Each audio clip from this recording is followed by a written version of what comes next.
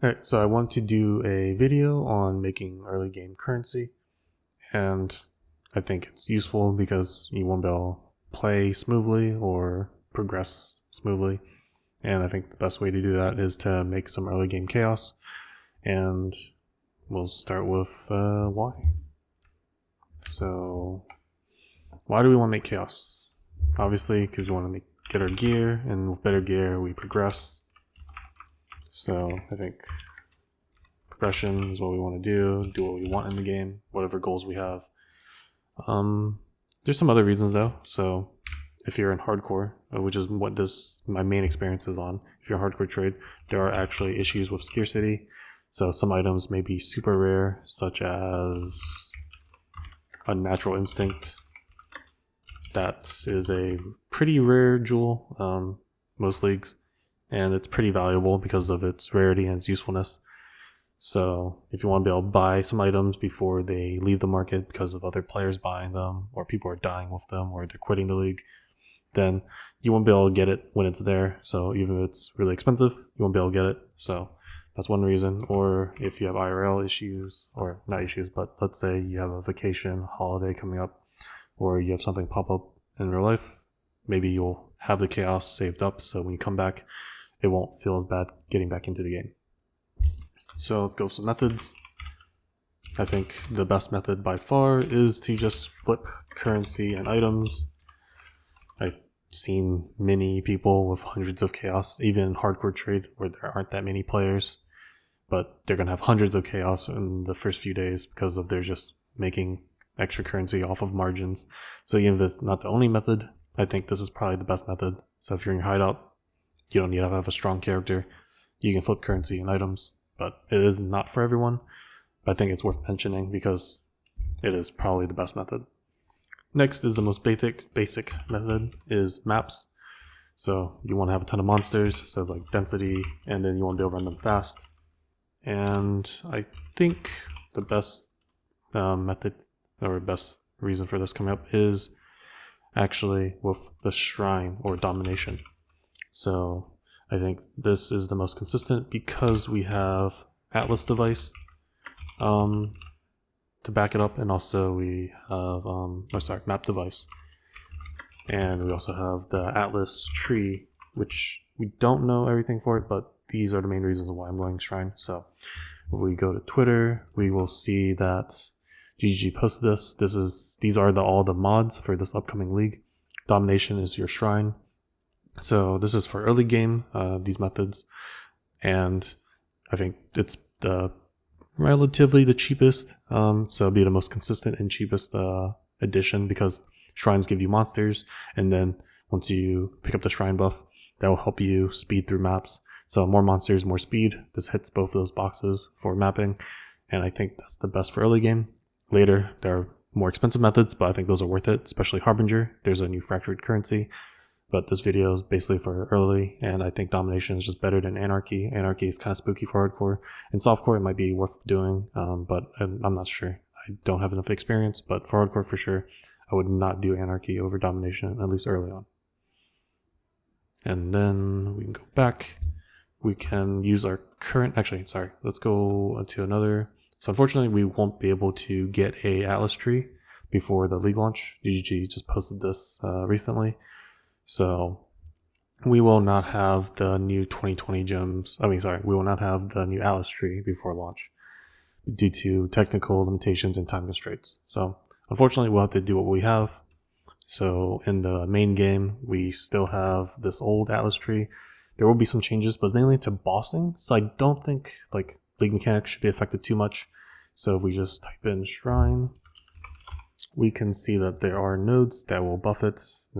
People have been doing shrine buffs for a long time now. So, but you basically get nodes that will increase the duration of the shrine buff and also the additional free shrine.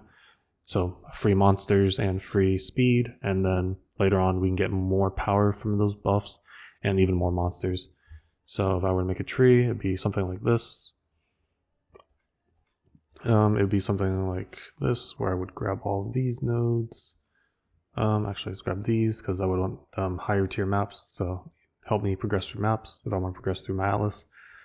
And then we'll get more of that. So more nodes that will give us more consistent higher tier maps and some extra stuff as well. And then we can go for these nodes. I'd probably go for the buff effect first, just to help be stronger, and then also gives us another additional random shrine effect. And then we'll get the monsters there. This is like a core tree I would go for if the new Atlas tree has similar mods like this. And this will just be more consistent maps and more shrines and more buffs. So I think that'll be pretty good. And I think these are the main reasons of why I would go for domination as my, like, if I were to use as my Atlas mod buff while mapping early on, to maybe consistently progress and then get more loot and more drops while mapping.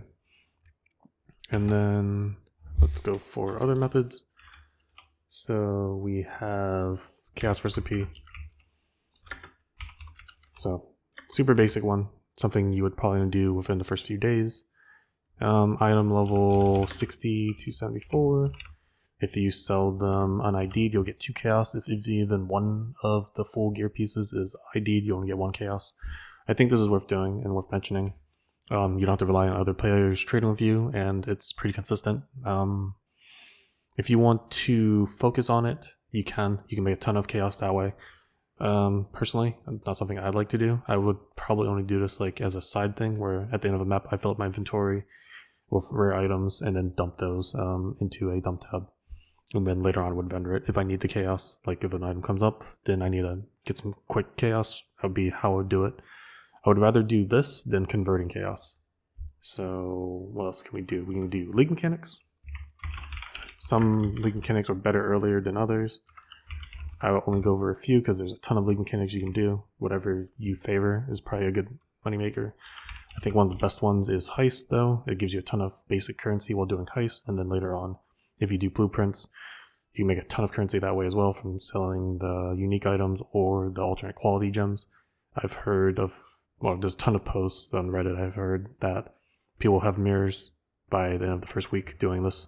So probably the major one I've heard about. And it does give consistent small currency, so I think it's worth doing, even if you don't go for blueprints. Next is Blight. If you see in the map, sometimes it's probably worth doing because you need the oils for later. And if you get a blighted map, you can sell those early. T1 white tier blighted maps sell for like 10 to 15 chaos on hardcore trade at least early on. So you can either run them yourself for the random items that can drop and you can sell. You can pick up all the items like for your chaos recipe or get random currency and oils that you will need. But I think Blight is still useful early on, and people are willing to pay 10 to 15 C early on for them, so they're probably worth it. And next is probably not so good early on, I think, but there's just an example, like Expedition. So this league, Expedition, isn't on the map device, so you can't consistently add it. I mean, you can use Scarabs, but Expedition is something that I would probably do later, not something I would do within the first few days. Like, you can still do it, but I'm just saying, like, you know, focus on putting everything into it. You can start setting up for it, but this isn't something I would see as considerable chaos within the first few days. Maybe after a bit when you set it up and then have a bunch of the reroll currency, and then you start talking to the vendors that currency is for, then I can see you making a lot of currency later on.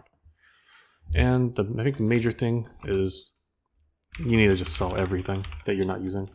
So I think a major thing is like random unique items or rare items can sell for a lot more than you think, because one man's treasure or one man's trash is another man's treasure. And I think I see that a lot in trade, at least in hardcore, where I see something that I would pay 2C for, sell for like 20C. It happens, not all the time, but it does happen. So I think for doing this, you can create dump tabs of like 1 to 2C items, or what you would consider 1 to 2C, and just throw them in there, price it, and then you'll have people coming in trading for it. But I think something that people don't do as often is to do alternate currency for those dump tabs. So if you have like a huge dump tab, let's see if I can show it here. If we have a quad tab of stuff. So let's say I have let's see, there you go. Let's say I have just a tab like this. I would price it at whatever all of it's worth, to me at least. So you can set it all at some alternate price. I think people aren't doing it for like alternate currencies. So it's like this upcoming league, you can only get certain jewels from Val Orbs.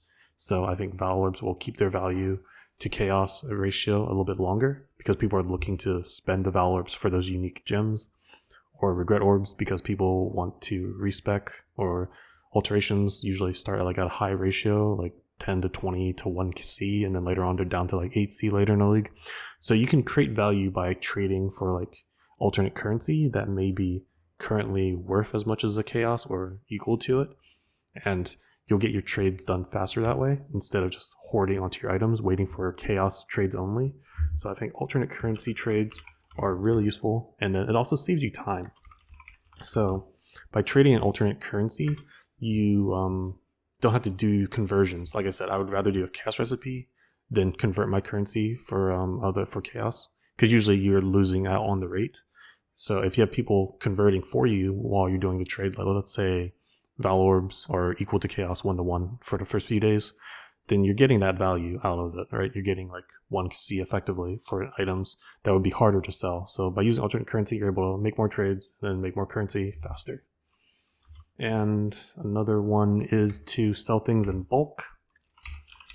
So bulk pricing, again, this going back to hoarding. So if you have a bunch of, let's say, essences, you can sell those for bulk, or it's not essences, Eldritch currency. So the Ichors or the Embers. So you can sell, I would only you can sell those for more. Let's say they're like 4 to 5C each normally, but because you have bulk, you can sell for like a few chaos more, like 6 or 7, and that adds up. So if you sell like 10, you just made another 10 to 20C. So bulk pricing is huge for making early currency.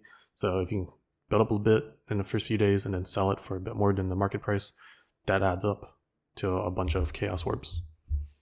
So that goes back to selling everything though. So it's like these all go back to what's it called? The alternate currency though. So it's like if you get everything in like Val Orbs or regrets, then you can resell those or use them yourself. So you're saving currency or making currency by just reselling them for chaos.